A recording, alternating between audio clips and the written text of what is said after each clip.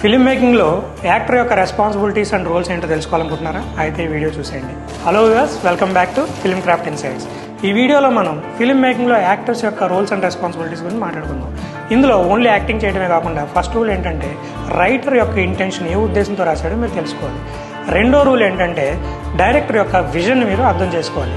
ఇప్పుడు మూడు ఏంటంటే రైటర్ యొక్క ఇంటెన్షన్, డైరెక్టర్ విజన్ని మీరు మీ వాల్యూ యాడ్ చేసి ఆ క్యారెక్టర్ని ఎలా డిజైన్ చేయాలో తెలుసుకోవాలి.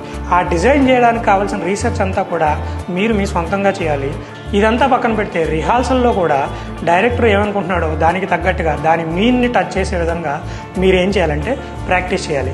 ఆ ప్రాక్టీస్ ఎంతవరకు చేయాలంటే until unless director get satisfied.